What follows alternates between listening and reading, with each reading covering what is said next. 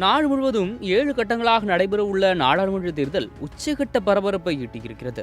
இந்த நிலையில் பாஜக வேட்பாளராக கேரளாவில் போட்டியிடும் மத்திய இணையமைச்சர் ராஜீவ் சந்திரசேகர் அவரது ஓராண்டு வருமானம் 680 ரூபாய் என வேட்புமனுவில் குறிப்பிட்டு அதிர்ச்சியை ஏற்படுத்தியுள்ளார். சசி தரூரை எதிர்த்து கேரள திருவனந்தபுரம் மக்களவைத் தொகுதியில் போட்டியிடும் ராஜீவ் சந்திரசேகர் தாக்கல் செய்த வேட்புமனுவில் பல குளறுபடிகள் இருப்பதாக காங்கிரஸ் கட்சி தேர்தல் ஆணையத்தில் புகார் மனு அளித்துள்ளனர். இதை அடுத்து ராஜீவ் சந்திரசேகரனின் வேட்புமனுவில் தெரிவிக்கப்பட்டுள்ள சொத்து விவரங்களை சரிபார்க்க இந்திய தேர்தல் ஆணையம் உத்தரவு பிறப்பித்துள்ளது. 2018ஆம் ஆண்டு மாநிலங்களவை தேர்தலின் போது ராஜீவ் தாக்கல் செய்த வேட்புமனுவுக்கும் தற்போது தாக்கல் செய்துள்ள வேட்புமனுவிற்கும் பல மடங்கு மாற்றங்கள் இருப்பதாக காங்கிரஸ் கட்சியினர் புகார் தெரிவித்துள்ளனர். குறிப்பாக 2018ஆம் ஆண்டில் 28 கோடி சொத்து மதிப்பு இருப்பதாக தெரிவித்த ராஜீவ் தற்போது 9 கோடியே 25 லட்சம் ரூபாயை சொத்து மதிப்பாக காட்டியுள்ளார்.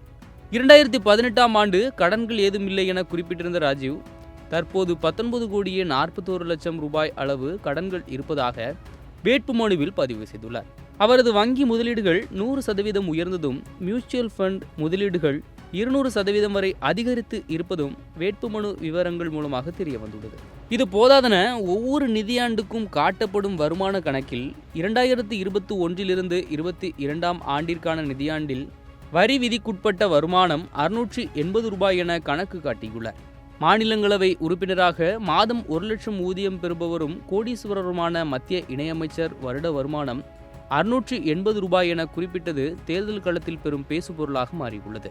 இதையடுத்து கோவிட் காலத்தில் வர்த்தகத்தில் ஏற்பட்ட இழப்பின் காரணமாக குறிப்பிட்ட நிதியாண்டில் நஷ்டம் ஏற்பட்டு பெருமளவு வருமானம் குறைந்துவிட்டதாக ராஜீவ் சந்திரசேகர் தனது எக்ஸ் பக்கத்தில் விளக்கம் அளித்தது குறிப்பிடத்தக்கது.